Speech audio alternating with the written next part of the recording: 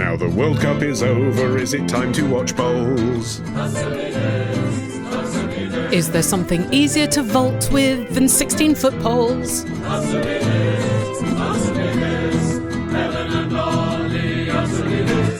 Welcome to Answer Me This, episode 420. Therefore, we must say nice on behalf of Americans. Nice. I mean, I really don't understand. No, it's a stoner thing. The 20th of April is a special day because of the way they render their dates, 420. Right. Okay. It's not a thing in Britain, right? I've never heard this. But, you know, when someone says 420, you have to say nice. Nice. But you're in Canada, and yet you still feel the obligation of being on the continent where you have to say nice. It travels through the soil. Meanwhile, what are all four sides of a box grater for has proven to be our most popular ever video on TikTok. Are you okay, people? Just to recap, I'd said that the penultimately small side was for zesting, the smallest with the bit sticking out for parmesan because it lets the cheese fall to the plate rather than coming through the box. You, Helen, said no, it's for nutmeg. I was like nutmeg, ginger, but, you know, I was wrong. I was wrong, Olly. You were right. Well, looking at the official sources, yes, I was right. But if you look at people's experience, it absolutely tallies with your anecdotal instinct. For example, James on Patreon, he agrees with me. He says the spiky side is 100%. Can't argue with those percentages, Helen. 100% for very hard cheeses like Parmesan. And it's supposed to work more as a grinding surface than a grater. So most of the cheese falls off on the outside of the grater. That's what I said. However, Alison on Instagram agrees with you, Helen. She says, the sticking out bits are for nutmeg. I use it quite a lot. Mine are way too big for nutmeg unless you want big nutmeggy chunks, which personally I don't. And there's a third option. Ambra has emailed to say the seemingly useless side of the grater in my family is used to make fruit puree, such as apple or pear. I did it quite a lot while weaning my first child. My second child got the supermarket ones because life is too short. Yes. Third child just gets to play with the grater. Here's an email from Shrina who says, I live near the lovely Tooting Lido, as it has been very hot. I had a look to see if I could book a session in for me and my two children, aged 9 and 6. Unsurprisingly, there weren't any available pool slots after school, but there was a space during the day. I don't work Mondays, so I thought, hey, I rarely do anything for myself. So I booked it and went. It was lovely. I didn't proactively tell the kids, but one of them asked me what I did today and I told them. Both were upset that I went swimming without them. I did explain that it's okay for me to do nice things without them sometimes, but they were still displeased. I did book for all of us to go out the weekend. Olly, answer me this. Was it okay for me to go without them? How can I get the kids to understand that I have a life and sometimes will do things without them? Yes, it was more than okay. I mean, it's an important lesson that you have a life. If anything, the fact that they appreciate this particular activity themselves and feel jealous of not having gone with you is a bonus because it helps hammer that message home more than if you said, oh, I went to TK Maxx today, you know, or something they'd hate. This is them understanding like, oh, she did something, she genuinely does fun things without us, and they need to know that. And it's good and fine. Yes, yeah. It's a different thing anyway. Like, I know in their child's brain it isn't, but actually supervising young children to prevent them from drowning is a very different activity to sportily swimming lengths and chilling out without children. Those are two different things. Yeah, just floating. Yeah, so what you're doing when they're not there isn't the same. To answer the question directly of like, how do I get them to understand that this is something that will happen occasionally? My solution to that actually is the iPhone camera roll. They're so bereft of screen activity and so desperate to have it that one of the things they will sometimes do is look at my photos for stimulation. Oh my God, how hard up? They feature in like 50% of my photos. So it's emphasizing the message that they are important to my life and I do lots of fun things with them, but they can flick through and see that I also do other things, some of which they have missed out on and they're a bit jealous of, like when I ate a supersized croissant. And I'm like, well, that's the thing that's Daddy's work. But they sort of understand now that I have a life outside because they see my whole day whiz through them by scrolling through the roll. So I would recommend that. I don't know, what if it makes them more jealous? Yeah, but that's emotion they have to go through is what I'm saying. And then ultimately they won't. They'll understand. They'll understand it's a thing that happens and it doesn't mean that you go with them less. It is a big life lesson to realise that your parent is a person independent of you. Yeah, exactly. My God, I better phone my mum to tell her I finally clocked it. I don't really want to take my children swimming much at the moment because they've established a game now whenever we go to the outdoor pool that we have like a good hour and a half together, me chucking them off the shoulders, them jumping in, bit of annoying the lifeguard. Then the bit where I get a beer and sit down on the lounger, they then go off into a tree, and I allow them to do that because beer, lounger. But what happens is what they've done is they've taken one of their towels and thrown it up into the tree, and then taken Toby, the younger one's belongings, and thrown all of them into the tree. And they then find another child that they don't know, like maybe it's a friend of a friend from school, or maybe it's someone they've just met, and they all laugh. And then at the end, I'm just like, this again, this isn't funny, and now I have to be really shitty with you. I'm not going to get that towel. And then there's a whole argument where they cry about it because there's thorns there, and I'm making them walk on thorns. I'm like, you can't just leave a towel strung up on the tree. What's wrong with you? They just want your attention, Ollie, and they're willing to hurt their feet to get it. No, I think it's that weird primal den building thing that some boys do. It's just that. They just love that, and they don't think through what happens after they've done it. At the time, they don't care that that's what's going to happen afterwards. They live in the moment. There's a bush, there's a towel. That's playtime.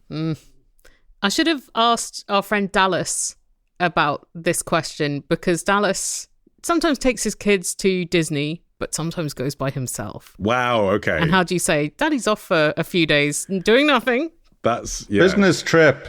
For my show Roller Coaster, which is about Universal's theme park development in Bedfordshire the other day, I did go on Britain's fastest and tallest roller coaster, which is called Hyperia, genuinely for work. Yes. But, I had to share with Harvey, the older one, the photos of, this is what I did at work today. I got VIP entry to Thorpe Park and went on the ride before everyone else. Here I am with another grown-up you don't know. I suppose at least then I knew that really Harvey would shit himself if he went on Hyperia. Like, he wouldn't really want to actually go on that. He'd want the option to go on that, but then he'd choose to go on Logger's Leap. Oh, a classic. Here's another summer holiday coded question from Ben from Geneva, who says, Helen, answer me this. Do aeroplanes actually have keys? I'm sure small propeller planes need them to turn over the mechanical engines, but surely keys aren't needed to flick the switch to turn on a jet engine. Yeah, you're correct, Ben. Small planes do have keys, both to open the door and as the ignition, usually the same key, like a car. However, big planes, like a big commercial plane, do not have keys either for the doors or for the engine. They have a fuck ton of security instead of a door key. It's not the easiest thing to board or even get near a commercial plane if you're not supposed to. And presumably some sort of login as well on the in-flight system. I imagine it knows who you are, right? I don't know that that's the case. I think a lot of them are a bit less technological than you might anticipate, but it is such an involved procedure to start a plane. There's a lot of checks, but you can't just turn a key and it starts, because there's several different engines and it's not a single one that gets the plane going. They have to get turned on in sequence. I've looked around cockpits a few times fairly recently, because with 2 young children, you sometimes get invited up to come and have a look, right, as you leave the plane. Even after 9/11. Yes, but it has to be as you're disembarking. If you go up to the pilot and say, thank you very much, then he's like, would you like to come and see?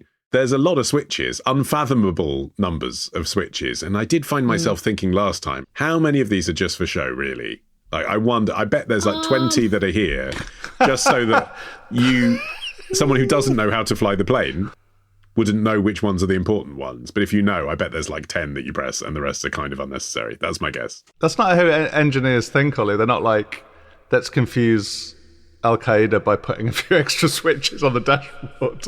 We know that we have listeners who work as flight attendants. I don't know if we have any pilots who listen, but please weigh in. Are there fake knobs and keys and buttons in the cockpit? And also, is there a login? I bet I'm right that there's some kind of login. It must know who you are, because it needs to tell ground control, doesn't it, in case you do something rogue. I think you do that on the radio. We've also had this question of planes from Cuck from Haddonfield, New Jersey, who says, in recent years, I've been on a bunch of airlines. American, Delta, Turkish Airlines, Aer Lingus, SAS, a few more I may have forgotten. I think back to my first flight in the 1970s and notice one consistency. The seatbelt has not changed, nor has the seatbelt latch. So, Ollie, answer me this. Why has the airline seatbelt not evolved into a fancy new car seatbelt? Or is this the perfect seatbelt? If so, why don't automobiles use the straightforward ideal version? They're very different vehicles. No. Unless you're driving very badly, you're not going to suddenly plummet hundreds of feet in your car. And unless the pilot is driving very badly, there's not going to suddenly, without warning, be a collision. So, I mean, essentially, that's it. They're two different engineering challenges being addressed by the seatbelts that have been installed. The aeroplane seatbelt is not there to stop you getting whiplash or to stop you injuring someone near you, like in a car. It is just to keep you in your seat during turbulence. That is it. It does nothing else. Like on a roller coaster, Right. say. Like on a roller coaster. If you were being dark, you could say it also aids in identification if there is an accident because they know what seat you're supposed to be in and you're still in your seat. So Cool. that is what it is for. It goes all the way back to 1911. Wow. Remember the sort of Wright brothers type plane. In that, it would stop the pilot or co-pilot literally falling out of the plane upon landing. And also stopping their bodies being flung against a button during turbulence. So involuntarily pressing the wrong button and bringing the plane down. But since then, car seatbelts have become much more of a thing. And people do ask this question. It's not a ridiculous question because in an emergency, people resort to muscle memory. That is why they have the demonstration at the beginning, even though you kind of know how to do it because it's easy. So if the plane's falling, people instinctively start trying to unbuckle like a car seatbelt because that's what they're used to using. So there would be a psychological reason to say, no, well, let's match what's in a plane so that people do the right thing when they're asked to get out their seats rather than panic and get stuck. But the reasons they can't is shoulder belts require a strong, secure anchor spot, which would mean that the airline seat would need to be heavier. You don't want airline seats to be heavy because that would make the plane less aerodynamic. And the alternative would be strapping the strap to the wall. But if you think about people all pulling simultaneously on a strap attached to the side of a plane, I mean, it's probably not going to crumple, but it might strain the plane walls at the very moment you don't want it to do that. Might crumple a tad. It might crumple a tad. And a tad on a plane is a big deal. It is. But there are exceptions. They do have, sometimes in business class, they have the 3-point belts because the seat in front of you is further away because of the legroom.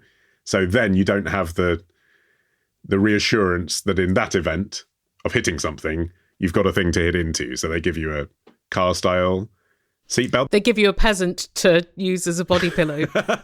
It is striking to think how much earlier plane seatbelts were than cars and how reluctant the car seatbelt uptake was. Oh, it's extraordinary. We did a retrospectus about the adoption of car seatbelts, and I didn't know, but it was going on until the 80s. They were still debating in the UK. I remember it being introduced, Olly. I'm old enough. Matthew Parris, who I rate generally as a kind of member of the commentariat, he seems like a reasonable person generally, but when he was a Tory MP, he was one of the people arguing in the House of Commons that it shouldn't be mandatory for children to wear seatbelts. And the argument basically was like a sort of personal freedom thing. Like people said, of course we should be able to smoke whilst driving. Move to New Hampshire, Matthew. You don't have to wear seatbelts in New Hampshire if you care that much. Yeah, that's mad, isn't it, that there are still states that haven't enforced it. Live free or die. That's their motto, Olly. Live free and die.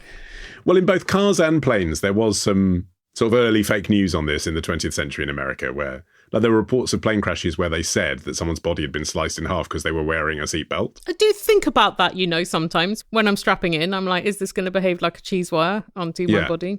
But then I think at least I'll probably die quick. Well, exactly. So maybe, but in that situation, you would have died anyway. The seatbelt can only help by stopping you hitting the ceiling during turbulence. And everyone have an amazing holiday.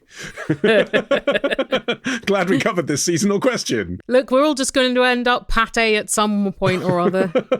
If you've got a question, then email your question. If you've got a question, then email your question to answermethispodcast@googlemail.com. Answer me this podcast@googlemail.com. Answer me this podcast@googlemail.com.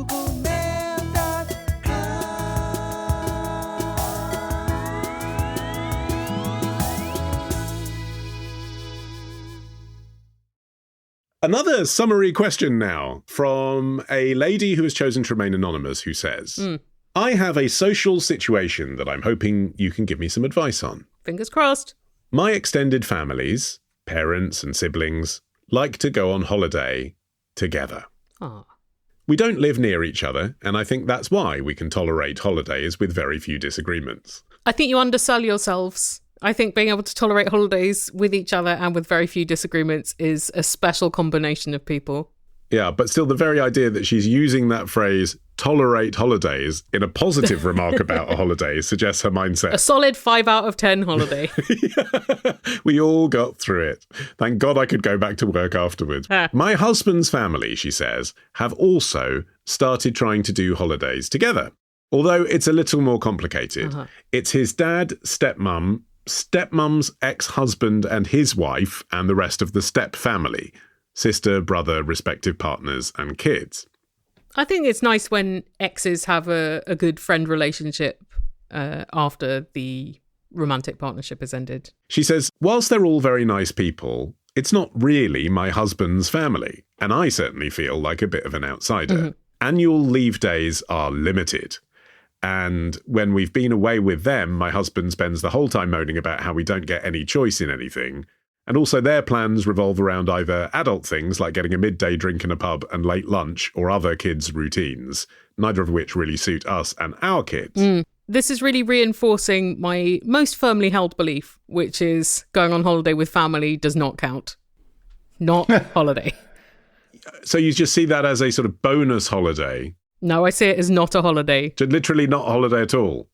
No. See, I'm on the path to agreeing with you, but psychologically, I think have this better in that I've convinced myself it's a bonus extra. It's like an extra track at the end of an album. It's a bit more holiday, but so long as you can afford or have the time to go on a separate holiday. Is the bonus track ever a song you choose to listen to? Yeah. Yes, yeah, it is. Is it ever your fave? It's not. It's always the band drunk in the studio doing a little treat for the super fans, or a weird poem about a guy with blood on his hands. That's a Tool reference, sorry. Yeah, I guessed it wasn't Robbie Williams' hidden track. Yeah, the bonus track on Feel is about how he did a load of murders. I was trying to remember a name of a Robbie Williams album, but I can't. Isn't that extraordinary? Is Millennium an album? Swing When You're Winning? That was one. Swing When You're Winning. That's There you a real are. one. If I'd have come up with that, then it would have been funnier. Oh, well. It goes to show, doesn't it? Literally the most successful recording artist of our lifetimes, and yet we can't name an album by Robbie Williams. Anyway, she continues. Answer me this. What excuse can we use to get out of future holidays? They, her husband's family and stepfamily, make it difficult to refuse. No is a complete sentence, Anonymous. Yeah. Also, how do I help my husband deal with the guilt of going away more with my family, even though he prefers it, and knows his family are an utter nightmare?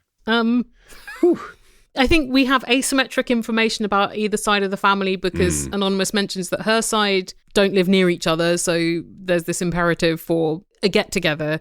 I don't know if the husband's family and the steps see each other a lot more, so they could be like, well, this is the only chance my family has to get together. I don't know what kind of flannel you can use in that respect, but I assume you've tried it. I think you just have to be like, sorry, I can't get the time off work. It's not that we don't love you. We'll give you Christmas. We will sacrifice Christmas for you. I don't know, some shit like that. Well, unless you just book somewhere else, take the power out of their hands. Just say, oh no, we're going to Indonesia then. We booked it. Yeah. Just get early on it. Just book holidays for the next 3 years. Say it was your lifetime dream together. And then you're done, aren't you? You're going somewhere. Okay. All right. But how do you know when the trip is meant to happen? What if they're like, oh, that's good because we've moved it this year. It's going to be August. We'll all come to Indonesia. I guess you could say, oh, but yeah, it's gonna be an expensive one in Indonesia. Yeah. So can't afford the whatever you're doing. Oh, sorry, it's a blood relatives only resort. They do DNA as you walk in. Yeah. She does say annual leave days are limited. Yes. So I do think if she booked an epic holiday, we're going away for 18 days. That's all my leave. Sorry. That at least gives you a year, doesn't it? Then the next year, what you do is you say, oh, yeah, we've been talking about this. And we don't think it's fair on my family that we go away with you in the same year. So what we'd like to do is go away with my family this year, and then next year we'll go away with you. Then you've kicked it into the long grass for 2 years. I feel like you can just say, sorry, I don't have enough leave days left, and don't tell them how many you do have. Yeah. Are they going to check with HR? No. It's been an expensive year, and so we're just going to do a small one with little Jimmy this year. Sorry. The kids are having a lot of problems at school, and we have to take them away. Yeah, there we go. To Borstal. Yeah. They keep on burning down villas. If Jimmy is little, because she doesn't say how old her children are, or the other children. Or that they're called Jimmy. Indeed. But if they are little, I mean, again, I do think there's a psychological shift here. A thing that I personally enjoy about going away with our extended family is that the children go off and play together. Yeah. And I have more time to myself, not constantly shepherding my own children. That's just a little psychological shift of you sort of appreciating that and or free babysitting. That's another thing as well. If this is about the grandparents seeing the grandchildren, great, knock yourselves out. We're going off for a meal. Yeah, but she's saying she doesn't really feel like they're his family, particularly because it's extended steps. Yeah. The truth is, family or not, just traveling with other people can be stressful. We went with our best friends to Florida, and it was amazing, but you're still working around each other's weird behaviours.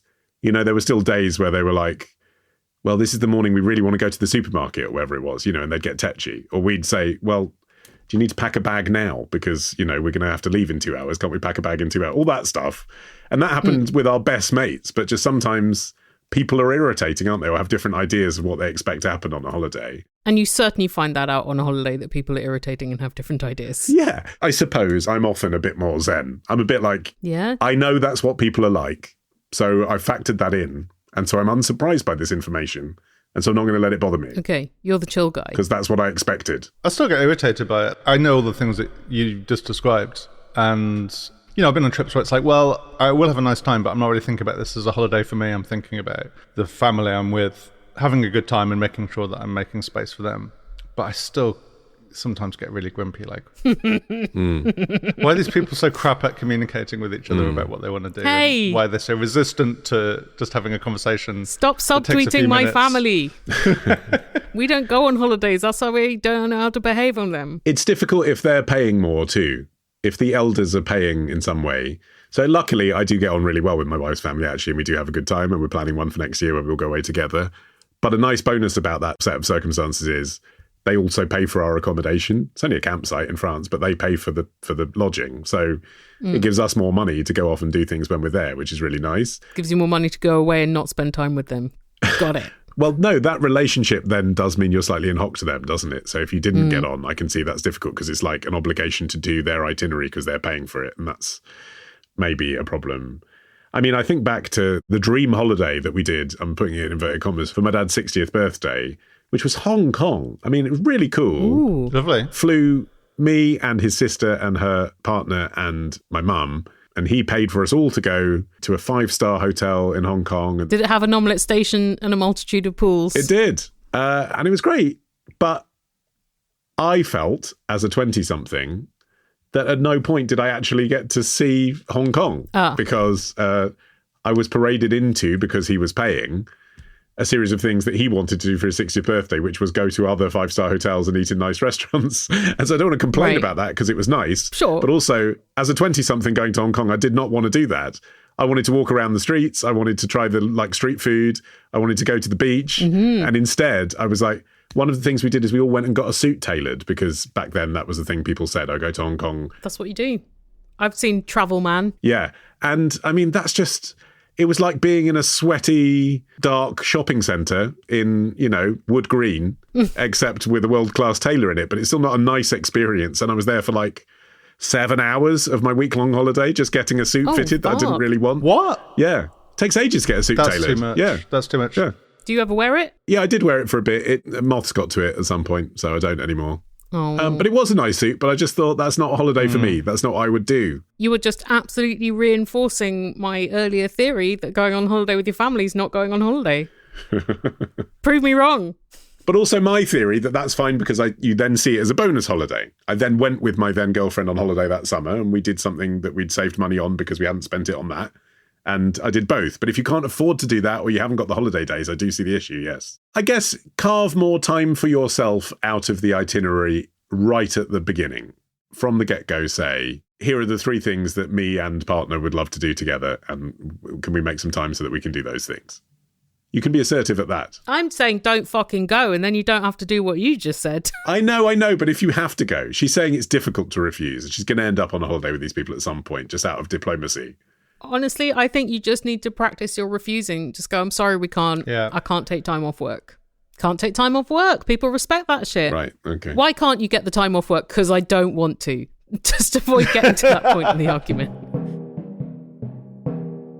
In the 90s, I hired a 12-person web team to build and run my websites, and I realised my tech dream.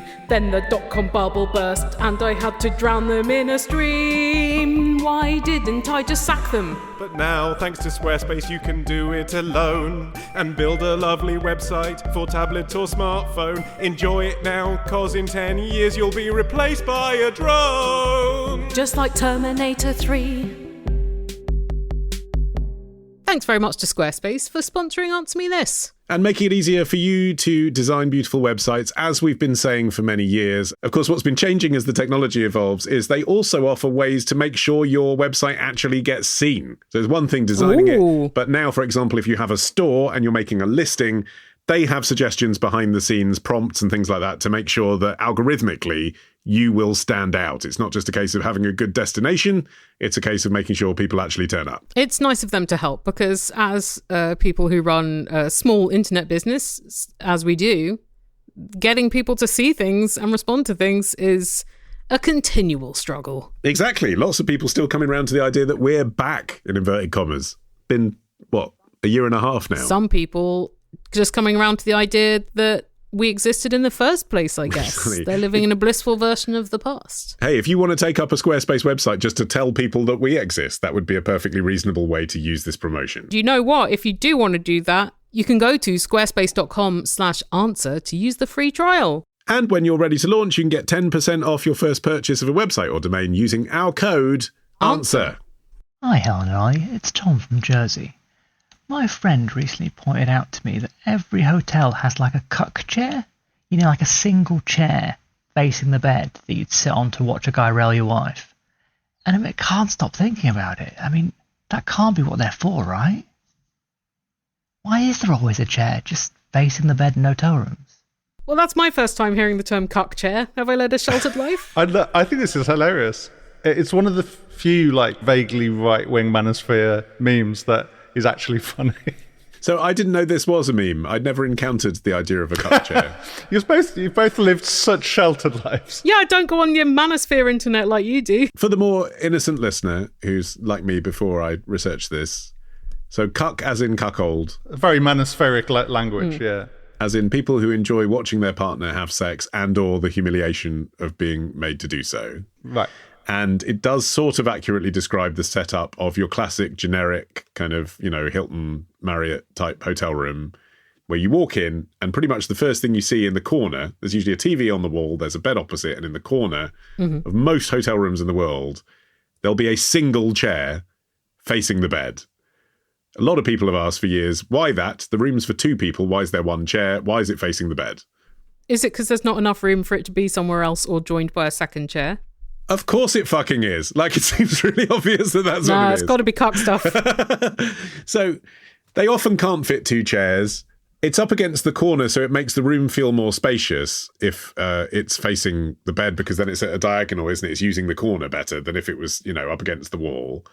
And it emphasises the focal point, which is the bed. In the theatre of entering your hotel room for the first time, you want to be reminded that you're there for sleeping and fucking. So the fact that every piece of furniture points there... Why don't they put a big sign that says bed with a flashing arrow? Because they need to put the chair somewhere, and so it has that double purpose of making use of the corner and making the focal point the bed. And then you've got something to sit on and put your socks on. Yes, so somewhere to put your socks and somewhere to make sure you don't bash into the furniture. You need to sort of instinctively know, architects like to pretend that they do different things for each hotel. But you do need to sort of instinctively know when you get up in the middle of the night in a room you're not familiar with and you might be hungover and you might be tired and jet lagged, how to get to the bathroom without tripping up. And it's quite important that a chair isn't in the way. And that you don't piss on the chair thinking it's the toilet. Yeah, the sort of flow of the room in the other sense of flow, yes. And also, when you first arrive, walking in with luggage, you need clear paths to move around without constantly navigating obstacles. And if you've ever had the experience of staying in a hotel that's trying to show that it's individual by bucking some of these rules and not having the cuck chair, that can be quite irritating because you need to find a chair. Where's the chair? Oh, it's in the bath. What's it doing in the bathroom? Am I supposed to stand while I'm being cucked? Exactly. Or sit on the floor like I'm at school assembly? Exactly. I stayed in a hotel room in February, which was a really nice hotel, but it was we were in a suite and it was too clever for its own good. All of the lights were controlled by a touch panel next to the bed. The touch panel Annoying. had no buttons or words on it. Dislike. So you had to guess what different gestures did to the lights. And it's like, yeah, that is kind of fun to play with when you first get to the... Oh, look, if you swipe it to the right, it opens the blinds. If you swipe it down, it dims the lights. Like, in the middle of the night when you need a piss, you wake everybody up and you open the blinds. That's not what you want. You know, I've always thought, why isn't switching on the lights more complicated? That would really complete my life. Exactly. And then on like day 9 of the holiday, after we'd been there for over a week, we worked out that if you do nothing and you just get out of bed, the light sensed your feet on the floor. No. And automatically a light under the bed came on to guide you to the toilet. That's quite useful. I was like, that's actually cool. Write it down. Write it on a piece of paper so I know that. My least favourite hotel trend of the modern era is bathroom walls not being made of wall and the door not being made of door. No one wants that, do they? Even if you're being cucked, you don't want to then take a crap in front of someone. We want the sound and the sights and the smells to be contained, and yet more and more it's just like, Yeah. oh, a little glass panel with a big hole in it. Yes, for the handle. that is really Fuck odd. you. I agree. Fuck those guys. I never actually thought about it before looking into this, but we have a cuck chair in my bedroom at home. Congrats. Thanks. It's more of a cuck sofa, actually. It's a kind of 2-seater... Oh, that's sweet. So you can have company while you're getting cucked. Yeah, have a photographer Great. to document it. Someone to supply the snacks. The reason was, it's not a big enough... Again, it's a corner. It's not a big enough corner for a sofa. It looks a bit too silly to not have a statement chair there, because if you just put like a dining chair there, it looked dwarfed.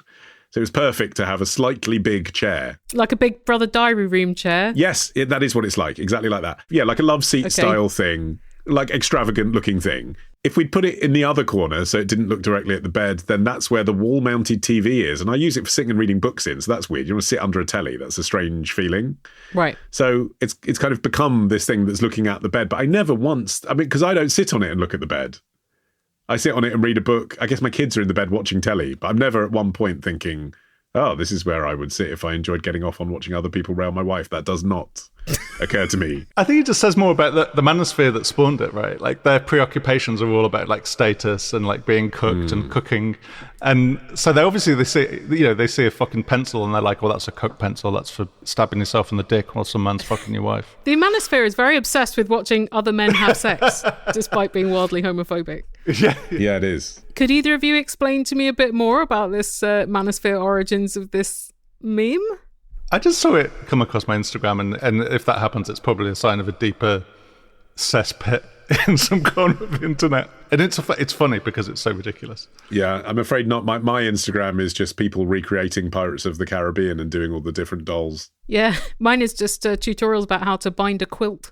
Right, yeah. So the manospheres failed to get me. But well done, Martin, for being manosphere adjacent. It's not just manosphere stuff. I also have a lot of like animals and tattoos and cool stuff. No, but it's interesting that somehow the people that you follow, it's decided that it's like, oh, he likes physics and Robin Ince, he must like the manosphere. How did that happen? I think it's more just like, well, he's a 48-year-old white guy. He's probably angry enough for this. Yeah, he's susceptible. We can turn him to the dark side. Hannah from Ottawa says, Helen, answer me this. Can you tell me what the G in G-string stands for? A preliminary search suggests groin or girdle, but apparently this is inconclusive. Yeah, it's odd really that lexicographers weren't there right from the start documenting where this quite scandalous for a while garment got its name. That's the trouble. That and slangs and also things that were to do with taboo parts of the body. I mean, I have a further question, which is G-spot related to the G-string? Is that where the G came from? No, G-spot is named after a German gynecologist called Ernst Grafenberg. And they were probably like, well, okay, G is easier to spell than Grafenberg. He did a lot of research into urethral stimulation, but he didn't name it after himself. It was named after him like decades later. Fine. Side issue, but thank you. Back to the G-string. Yeah, you're welcome. G-spot was named in like 1981. G-string, probably like late 1920s was when it started being used for the garment that it's still used for now. So like tiny little knickers that are just string at the back and then a triangle at the front. But there was a word G-string, G-E-E string, that is cited from 1878 in a text called Western Wilds, where they're referring to, I think, indigenous Americans wearing a kind of strip of cloth. Oh, yeah. It was the string attaching a loincloth or something. Yeah. the GEE is either attributed to an indigenous word, which is often some bullshit etymology by white people. Like, it's often not very believable. They're like, yeah, indigenous stuff. Or in this case, it could have just been they're like, that's like a girdle, but smaller. So they're just referring to a girdle. Or just an American who'd previously been sheltered from native culture before, seeing someone's genitals on display and saying, G. Why isn't it called a G whiz string? You know, that's about the most plausible explanation of the ones I've read, Olly. I'll allow it. And then even though the garment that we know as G-string had been around, I think it's depicted in frescoes in Pompeii, so that takes it back to 2,000 years ago at least. It was like the 1920s-ish that like burlesque and striptease really put this garment into people's consciousness, because artistes would be wearing just a G-string and pasties, albeit often under other clothes that they didn't take off. But if they were wearing like suggestive, like transparent undies, they would wear these underneath, or they would finish the dance in those. So that was when the term started going around. And the groin thing, I can only find one citation for it, a linguist called Robert Hendrickson speculating that G stood for groin. And I can't buy that, because I think if they're too coy to say girdle or gusset as a full word, they're really not saying groin. And I don't know if they would have referred to groins as groins in this context anyway. It's also almost too sexy a garment to be named after groin. Groin is not a sexy word, is it? It's a rotten. Medicinal word, yeah. Well, gusset and girdle are also not sexy words, really, are they? Not sexy, that's right. Whereas I feel like even if it's apocryphal, the idea of it having some link to Native American heritage, that makes it sexier, doesn't it? It's kind of exotic. I don't think it's that implausible that it would be referring to the G-string on a stringed instrument because of the narrowness of the fabric, and also because audiences were looking at it wanting it to snap. If it's coming through burlesque, there was also like a musical connection, wasn't there? Not many of them playing violin, though. I was reading excerpts of a book called Striptease, The Untold History of the Girly Show.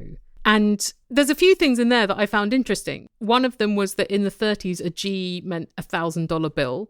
So maybe it was just referring to people tucking money into those. I don't know if they could get that up close during striptease performances of the era. It also meant a scam, a G. So maybe it was like women were often involved in scams. The connections with money again. Yeah. And also G-men were FBI special agents. So maybe they were like, well, you get a lot of those in here at these shows. I don't know. Strip clubs. Yeah. Oh, okay. Feels like a stretch. There's a lot of G around. Yeah. Also in slang, at the time, they would refer to G-strings as the gadget.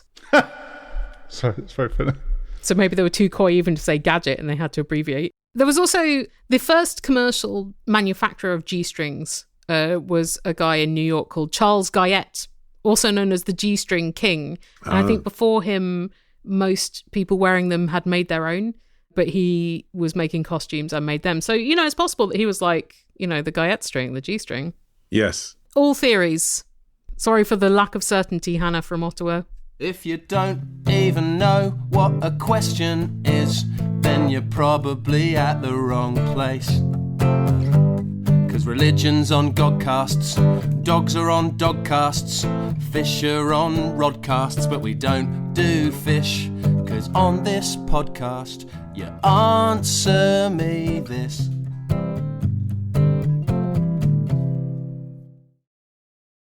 Here's a question from Daniel, who says, I was idly reading a pack of wet wipes the other day while on the loo. Relatable. Thanks. And noticed some unusual wording on the packet. It says, it is illegal to use this product for uses other than prescribed on this label. The only prescribed use is, quote, for hand hygiene. And as I'm sure many people will agree, they are much more versatile than that. Yeah, I don't think I've ever used a packet of wet wipes for hand hygiene, only for removing feces from babies. Well, that's illegal. I'm calling the cops.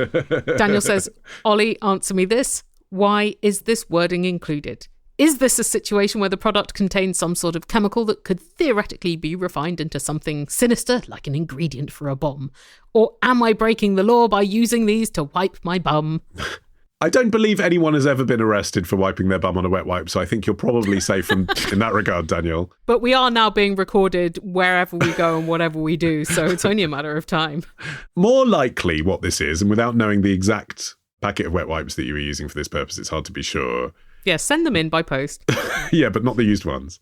The manufacturer of that packet had that product approved for the specific use of hand hygiene because that was cheaper and or easier to get approval for. That's the use they've tested it for. I see, they've not tested it for anuses. Exactly. They cannot guarantee its anal safety. As soon as you involve bum holes, it's harder. It's a whole different regulation setup. Really? There's a department for bumhole laws. Exactly. So they can legally advertise hand cleansing, and what they're basically saying is, this is up to you. Don't go rogue. You put this on your bumhole. That's not our problem. If it really is just for hand hygiene rather than just like a generic warning, it might be that it actually does have a little bit of like disinfectant on it, and then you actually shouldn't put that on your bumhole. So you may have actually picked up a pack of what look like wet wipes, but actually they are hand wipes, in which case, heed the warning. What if they're those wipes that are for cleaning the floor? Just the same. Flash bathroom wipes, those aren't for sticking on your anus, are they? Well, I hope they specify that. It's unusual for companies to be this responsible, but could it be to do with flushability? Oh. Because if you use it on your bum and then you flush it, wet wipes are the absolute worst for the creation of fatbergs, apparently. Well, they are, Martin. They're very bad fatberg-wise. But then I think that would be a different bit of the label because they say flushable, which actually merely means that the wet wipe can physically get flushed down the toilet. It doesn't mean it is a good idea to do it, or that environmentally it's not a disaster, or that this wet wipe won't block a septic tank or cause a fatberg. There was a big case in Australia about this, wasn't there? There's been lots of cases, including in Britain, and Britain had a campaign called Fine to Flush, and it meant that the wet wipes that had Fine to Flush labels on them supposedly did biodegrade, but they actually took that away a couple of years ago because people were so confused. Right. By is it flushable? It is confusing. Or fine to flush? It's fucking outrageous. Why say flushable if by flushing it you're destroying the environment? It's such a bizarre... If you find that infuriating, Ollie, you know, foods that advertise themselves as being plant-based doesn't mean that they are suitable for vegans. It just means they have a lot of plant material in them, but not exclusively. Oh, that's really so weird. You really have to read the label. That's really Why do weird. they do this? Why do they do that? You'd think that's only there for the vegans, wouldn't you? That's the thing. Like, right. Who else is it for? Who else cares? Anyway, the outcome of the Fine to Flush campaign was just they were like, flush no wipes at all. Toilet paper and pee and poo is what should go down the toilet. Everything else does not degrade. Like, these are built much stronger than toilet paper, so they don't break down. It takes a lot longer. And also some of them contain alcohol, and that kills some of the bacteria and enzymes that helps waste break down in sewers. So all in all, not a great thing for the sewer.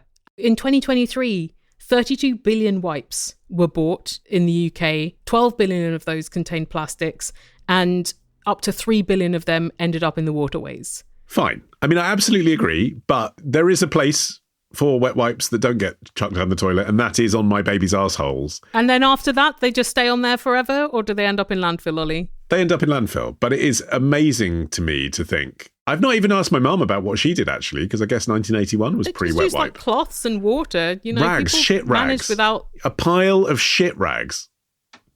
That's just so... I can't imagine having gone through, like, seeing the feces that came out of my children, all up their legs and all over the table. The idea of using, like, a bit of an old T-shirt or something and then taking it downstairs and cleaning it.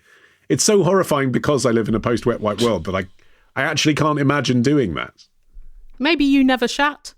Maybe you were a very decorous baby who never shat. Fact about wet wipes, though, that isn't about how they're destroying the earth. Oh, fun. Is that they are tied in with the history of Kentucky Fried Chicken, fascinatingly. Oh, I love a moist towelette. They were invented by Arthur Julius and sold as the wet nap. That was the original title. He was a cosmetics guy. So I guess his original thought was that it would be more makeup removal or those kind of uses. But he apparently saw the slogan, finger licking good, and thought, oh yeah, you get that crap all over your fingers. I'm going to speak to the Colonel. Went and pitched to Colonel Sanders. And KFC since then has given away over 1 billion wet nap wipes.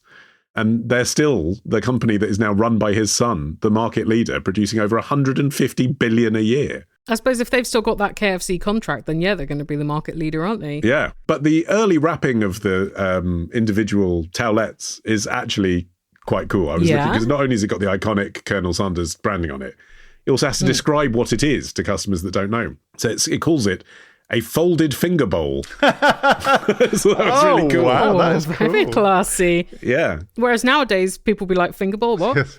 Yeah. I mean, they're serving food in a bucket, but it comes with a folded finger bowl. Here's a question from Caroline, originally from Southend, now living in Bath. Okay, thank you for the update. I'm travelling to L'Aquila. Is that how you pronounce that? L'Aquila? L'Aquila? L'Aquila, it's in Italy. L'Aquila! It makes her happy. Dun, dun, dun, dun, dun, dun. For a conference next Sunday. This, unfortunately, means taking a flight, and past me ended up concluding that I wouldn't be able to sleep if I needed to get up early to travel, so I might as well not bother getting an overnight bus to the airport and catching a 6 a.m. flight. I can kind of see the logic. Yeah, 6 a.m. flights, you've got to be there at maybe 3. So if you are travelling at 1 a.m, what is the point of going to sleep? I see it. Ooh. Yeah, that's the kind of shit that I would do too. But then I also avoid getting any flights that leave before like 10:30 because it ruins your day. However, I am now also in my 30s and vastly less well able to cope with sleep deprivation than I was. Damn. Helen, answer me this. Do you have any top tips for dealing with pulling an all-nighter for travel purposes and making it to my 5 p.m. hotel check-in? No, come on. Yeah, Italian hotels are a bit of a fuck-off vibe, aren't they? That's harsh. Without crying / feeling horribly ill / missing any of the various buses I need to take. I'm not much good at napping. Okay, I'm guessing 5 p.m. check-in means you're staying at the kind of place that will not allow you early check-in that would help you in the afternoon. If you can dump your luggage there at least, that would be good, and take yourself on a walk. Like if you can keep moving and keep yourself in daylight, that really helps. I think also adrenaline will take care of some of this. Yeah. Because there's the point after you've stayed up all night where you're not really sleepy anymore. You're just aware that a crash could come at any time. Yeah. Which is exciting. You've not got a jet lag problem here going from Bath to Italy, so you don't really have to start shifting your time zones, but you could slightly tweak when you eat meals so that it's a bit later, so it's easier for you to do this all-nighter.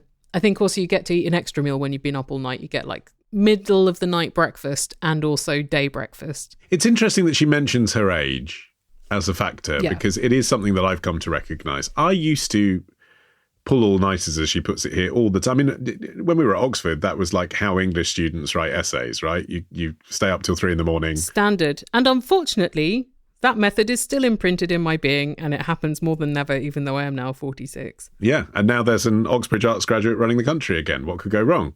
But this idea of you stay up till 3:30 in the morning, you get up at 5 a.m, you power on through, was just how I functioned for a long time. Yeah.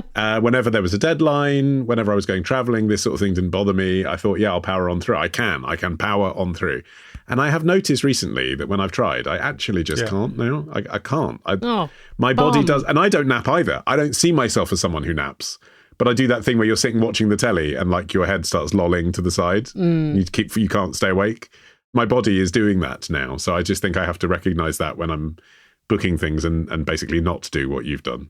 Yeah, Martin and I, from I'd say our early mid-20s, were there's no point getting an early flight because the day is bad. Yeah. But I think even if you're not a napper, having a quiet lie down with your eyes closed is quite important. Your body does perceive that as rest, even if it's not sleep. But you can't check into the hotel till 5, so... Yeah. And my experience of Italy, unfortunately, is don't do that with a full suitcase on a bench because someone will steal it. Oh, no. It's just my experience. The thing is, it's that incremental maths, isn't it, when you're booking these things? You look at the price of the flights or whatever, and you're like, well, it's 80 quid if I get there at 5 a.m, but it's 130 quid if I get there at midday. And old me would have said, well, that's 130 quid I don't need to spend. I could spend 80, but it's not. It's the increment. It's 50. It's 50 quid, so you don't feel like shit. That's worth it. Because you'll end up spending 50 quid on feeling like shit by getting caffeine and burgers and stuff to keep you powering on through. Right. It is a false economy. Yeah. There you are. Those are the 2 words that I was looking for in my extensive description there. Yes, false economy. It's hard to remember. But then maybe she had no choice because maybe it was in order to make the various connections and get to this particular airport she has to go to, there was only one flight that day. And yeah. But then I would do overnight airport hotel the night before. I would just get the cheapest one of those. Isn't it great how the shittest chain hotel, when it's an overnight airport scenario, can feel like a luxurious treat? Yes, stolen time. It's just because it's not a real place. Even the Travelodge, I can go to bed at 10 p.m. Look, there's a TV. I can watch the news. I'm going to get up in the morning, get my plane. There's a breakfast. It all just feels like a treat in a way that staying in a Travelodge in any other circumstance isn't. It's a treat. But that's another thing about being in our 40s, Ollie. The treats change. They do.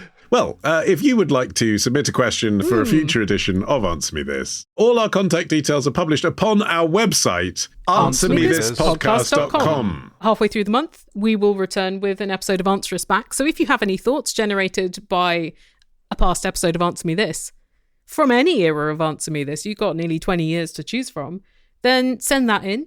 And if you are a Patreonizer of Answer Me This, you also get a monthly little package of bonus bits. That's right. And you can listen to everything that's on our free feed, but without ads, or for a little bit more money, everything we've ever done on your podcast app of choice. Apple Podcasts, Spotify, YouTube Music, whatever you use. How convenient, though. Patreon.com/answermethis. So convenient. And also supporting the show, supporting this independent show. Lovely. And what other shows have you been making, Ollie, this month? On The Modern Man, MANN, which is my monthly magazine show, every year for the past 11 years, I have convened and now reconvene with friends of Answer Me This, Tom Price and Stuart Goldsmith, both comedians and stars of our jingles past. And other podcasts that they have, I suppose. That's right. To compare notes on fatherhood, because in a weird coincidence, we all became dads at exactly the same time. This year, we're talking about how YouTube can infiltrate the strangest of places. And also, actually, a conversation that we had, Helen, on our Patreon spin-off live stream series, Petty Problems, about how you make friends with the parents of children that your children aren't friends with in the playground. Yeah. That, in turn, inspired me to ask them a question about making friends in the playground that we then talked about in How to Be a Dad, which was illuminating. So, yes, do check that out. The episode is called How to Be a Dad, part whatever it is, 11 or 12, can't remember. But anyway, latest episode of The Modern Man, MANN, wherever you get your podcasts. Helen, what have you been up to? I was a guest on a show called The Town Show, where you go on, you talk about your hometown for a bit, and then you do some improv sketches about what you've said about your hometown. Oh, wow, okay. Geesh. Improv about Tunbridge Wells Brass Rubbing Centre. Who'd have thought that would happen, especially here in Canada? And also The Illusionist. I recently had an episode which was about how fan fiction works. And that was very interesting. It is a complex and huge world, Ollie, that I just dipped a toe into. That's at theillusionist.org. And Marty Mark, what's going on with you? Go to martinthesandman.com. There's music, there's podcasts I've been working on. It's all there. And if none of that appeals to you, that's fine. Just make a note in your diary that we have another episode of Answer Me This, which is coming out on the last Thursday of August. Send in your questions. Yes, do that. Or else you get nothing. Get cucked. Get cucked. Are you going to get that put on greetings cards? Get cucked, exclamation mark. Bye. Bye.